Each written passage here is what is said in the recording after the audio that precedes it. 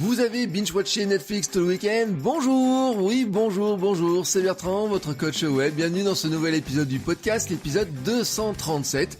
Nous sommes lundi, j'espère que vous avez passé un bon week-end, que vous êtes en forme, que vous avez plein d'idées, que vous avez plein de choses à raconter à votre audience, que vous avez créé du contenu aussi un petit peu ce week-end. La petite blague sur le binge watching de Netflix, c'est une petite blague en entame. J'espère que vous avez donc eu des idées ce week-end, que vous êtes prêts à les développer, que vous avez développé des idées. Et justement, je voudrais revenir sur cette notion de comment est-ce qu'on développe des idées et surtout dans la position dans laquelle on doit se placer. Quand vous réfléchissez à vos contenus cette semaine, quand vous allez réfléchir à vos contenus cette semaine et puis les semaines qui viennent, ne pensez pas de quoi mon lecteur a-t-il besoin, mais posez-vous plutôt la question dans un autre sens. Si j'étais mon lecteur, de quoi aurais-je besoin? Alors, ce n'est pas un simple changement rhétorique, c'est en fait une manière d'inclure de l'empathie dans votre compréhension de votre audience. Alors, l'empathie, c'est reconnaître et comprendre les sentiments et émotions d'un autre individu. C'est aussi comprendre ses croyances et ses difficultés. On dit aussi se mettre à la place de l'autre. Autrement dit, vous ne devez pas vous distinguer de votre audience, vous n'êtes pas votre audience, mais vous faites partie de votre audience. C'est là une subtilité dans le positionnement marketing. Souvent, vous allez voir des conseils marketing vous disant « vous n'êtes pas votre audience ». Non, vous n'êtes pas vraiment votre audience, mais vous devez faire partie de votre audience. Autrement dit, vous devez la comprendre ses besoins et savoir comment l'aider. Souvent, on vous parle de persona, de cette représentation de votre cible. Je vous en ai parlé, c'est un outil qui est très utile, mais en fait, il faut aller plus loin que ça. Vous ne produisez pas du contenu pour des personas, pour des représentations d'une audience, mais pour des personnes.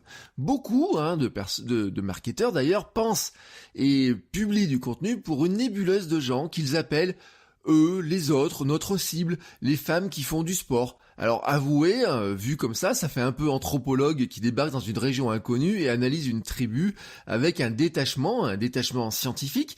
Mais là, nous sommes pas des scientifiques, nous sommes des individus qui parlons à d'autres individus. Nous sommes des êtres humains qui parlons à d'autres êtres humains. Les personas, les portraits, sont des constructions qui permettent de décrire une cible, ou un élément d'une cible, mais ils sont incomplets car trop succincts pour saisir réellement la richesse et la profondeur d'un groupe de personnes. Moi, j'ai fait faire des personas à beaucoup de gens, y compris à mes étudiants, et quand ils me font le persona, ils me décrivent ça un petit peu comme la ménagère de moins de 50 ans qui est devant sa télé, et il y a des millions de ménagères de moins de 50 ans en France qui sont devant leur télé, mais ça ne veut pas dire que toutes elles réagissent de la même manière, et quand vous allez vous adresser à elles, vous n'allez pas vous adresser aux ménagères de moins de 50 ans qui regardent la télé. Non, vous allez vous adresser à Martine, Michel, Janine, Sophie, Alexandra ou je ne sais quelle personne, mais vous allez vous adresser à chacune de ces personnes. Alors bien sûr, vous ne vous adressez pas spécifiquement à chacune de ces personnes, mais vous allez vous adresser à cette audience et essayer de vous mettre à sa place. Les gens qui vous lisent, vous écoutent, regardent vos vidéos sont de vraies personnes. Dites-vous que ce sont de vraies personnes. Quand vous vous exprimez sur les réseaux sociaux, vous parlez à de vraies personnes. Je l'avais dit d'ailleurs dans des épisodes, c'est que comme elles réagissent comme de vraies personnes qu'elles sont, parfois les réactions qu'elles ont vous déplaisent, mais parce qu'elles ont réagi avec leurs sentiments, leurs émotions de vraies personnes. Alors, la question que vous allez vous poser, c'est comment allez-vous les aider? Comment allez-vous les faire rire ou les faire sourire? Vous devez comprendre ce qui les motive, ce qui les intéresse. Vous devez pouvoir vous mettre à leur place et agir en conséquence. Votre audience, clairement, n'a pas les mêmes besoins que vous, surtout quand vous cherchez à lui vendre un produit, quand vous voulez lui vendre une formation, un bouquin, ou je ne sais quoi. Votre audience n'a pas besoin d'un jargon technique, des arguments marketing de votre entreprise, de la liste des fonctionnalités d'un produit miracle.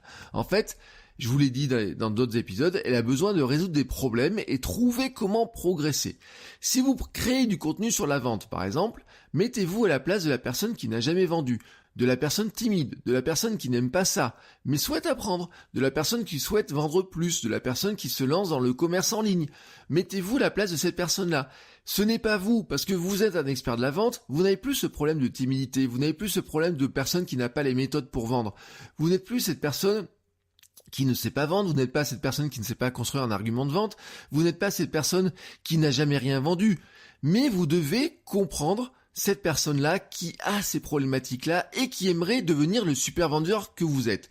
Alors pour y parvenir, vous devez réfléchir à ceux qui vous écoutent, regardent, lisent vos contenus, vous devez interagir avec eux, essayez autant que possible de discuter avec eux, de comprendre vraiment leurs besoins, de vous mettre à leur place. Peut-être rappelez-vous aussi, vous, vos problématiques quand vous avez démarré dans ce domaine-là. Posez-vous donc cette question: si j'étais cette personne, de quoi aurais-je besoin? Et quand vous êtes en mesure de répondre à cette question, vous produirez assurément du contenu beaucoup plus efficace. Sur ce, je vous souhaite à tous une très très belle journée et je vous dis à demain pour un nouvel épisode. Ciao ciao les créateurs!